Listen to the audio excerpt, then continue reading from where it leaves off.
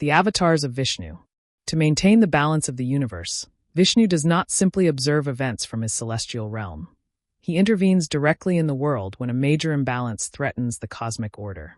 These interventions take the form of avatars, that is, earthly or celestial incarnations through which he descends into the world to combat injustice, protect virtuous beings, and restore Dharma, the universal law. The best-known tradition lists 10 of these major incarnations. The Dasavataras, a collection of rich, symbolic stories deeply rooted in Hindu culture. The first avatar is Matsya, the fish. In this aquatic form, Vishnu warns a sage of an impending cosmic flood and saves the Vedas, the sacred texts containing essential knowledge of the world.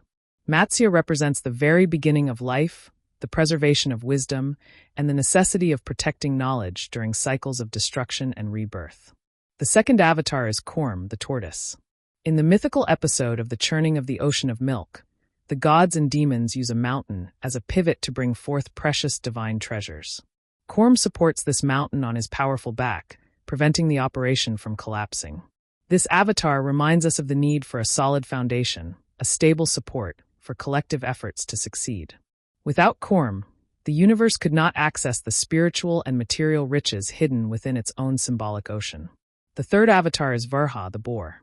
In this form, Vishnu plunges into the abyss to save the earth, personified as a goddess who has been abducted by a demon and deposited at the bottom of the waters. By raising the earth on its tusks, Varaha symbolizes brute yet protective strength, the courage to lift the world itself and bring it back to the light. Next comes Narasimha, the Lion Man, a spectacular incarnation that transcends all the usual rules of nature. Vishnu takes this hybrid form to defeat a demonic tyrant who, thanks to a foolish vow, could not be killed by man or animal, indoors or outdoors, day or night. Narasimha appears at dusk, on the threshold of a house, and destroys the tyrant with protective ferocity. This avatar reminds us that divine justice always finds a way, even when all other options seem impossible. The fifth avatar is Vamana, the wise dwarf. He humbly asks King Bali for the space of 3 steps. When the king agrees, Vamana grows to a cosmic size and reclaims the entire universe in 3 strides. This avatar highlights divine intelligence and shows that true power does not require brute force. The sixth avatar, Purānas, is a warrior wielding an axe.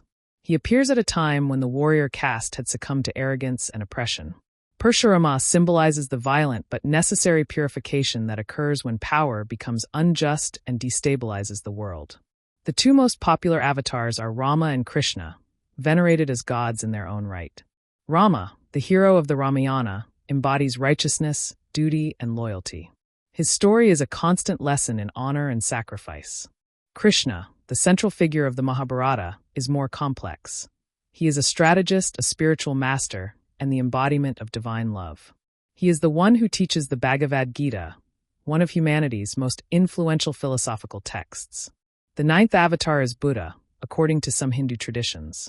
He appears to remind us of compassion, nonviolence, and the importance of inner peace when the world becomes too rigid or too aggressive. Finally, the 10th avatar, Kalki, has not yet appeared. Mounted on a white horse and wielding a flaming sword, he will emerge at the end of the Kali Yuga, the current age, to destroy the forces of evil and inaugurate a new cycle of truth, justice, and light. The avatars of Vishnu demonstrate that the divine never remains indifferent.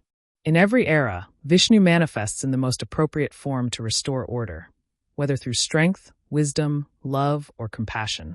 They remind us that, despite crises and dark cycles, balance always returns in the end, brought about by just measured and profoundly benevolent intervention. Vishnu and the sacred texts. Vishnu's presence in Hindu sacred literature is vast, profound, and multifaceted. His influence permeates the various layers of India's spiritual tradition, from the most ancient texts to poetic, philosophical, and devotional narratives. Each text illuminates a different facet of his nature, revealing a God who is at once cosmic, protective, close to humankind, and deeply rooted in the quest for truth. In the Vedas, the oldest texts of Hinduism, Vishnu already appears as a major deity. Although his role is more discreet than it would later become, he is associated with light, the heat of the sun, and the vital energy that animates the cosmos. One of his most famous feats in the Vedas is his crossing of the world in 3 symbolic steps, a gesture that marks the measure of the universe. This myth, called Trivikrama, would later become the foundation of the story of the avatar Vamana. In the Vedas, Vishnu represents space, traversal, expansion, the idea that the divine permeates every corner of the cosmos. In the Upanishads, philosophical texts that delve into the nature of consciousness and ultimate reality, Vishnu takes on a more abstract dimension. He is sometimes identified with Brahman, the universal, infinite, and absolute reality. This association underscores that Vishnu is not only a personal god, but also a cosmic principle, the infinite presence that sustains the world. In these writings, the divine is no longer merely a mythological figure, but an inner essence, a state of pure consciousness that each person can discover within themselves. However, it is primarily the great Indian epics, the Itihasas, that popularized Vishnu and transformed him into a central figure of Indian spirituality. The Ramayana, one of the major works of world literature, recounts the life of Rama, the seventh incarnation of Vishnu. Through his trials, battles, and exemplary righteousness, Rama teaches the values of courage, service, sacrifice, and duty. The Ramayana is not merely a heroic tale. It is a moral guide, a model for everyone, a reminder of Dharma in daily life. The other great epic, the Mahabharata, highlights another essential avatar, Krishna. He appears as a strategist, advisor, friend, and spiritual guide. His most famous teaching is found in the Bhagavad Gita, a profoundly philosophical dialogue between Krishna and Prince Arjuna. In this text, Krishna reveals the immortal nature of the soul, the meaning of righteous action, the path of detachment, and also his divine identity. The Gita has become a universal text, studied throughout the world for its timeless wisdom. It presents Vishnu in an accessible, intimate, yet infinitely powerful form. Beyond the great epics, it is the Purānas that have most developed the mythology of Vishnu. These texts, rich in stories, legends, and teachings, have played a major role in the construction of Hindu devotional faith. Among them, the Vishnu Purana occupies an essential place. It explores in detail the different incarnations of Vishnu, explains his role in maintaining the universe, and describes the cyclical creation and destruction of the cosmos.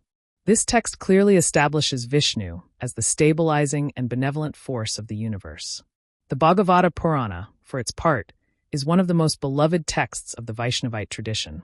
It celebrates the life of Krishna, particularly his miraculous childhood, his exploits, and his teachings imbued with divine love. The Bhagavata emphasizes pure devotion, bhakti, as the privileged spiritual path. It has inspired countless mystical traditions, spiritual movements, sacred dances, poems, and devotional songs. These texts, whether philosophical, narrative, or mythological, together form the literary universe in which Vishnu reveals himself. They depict a god who acts, teaches, protects, and guides, a god who is accessible and close to the human heart. Even today, they continue to inspire millions of believers and readers, transmitting Vishnu's wisdom, compassion, and light to each generation.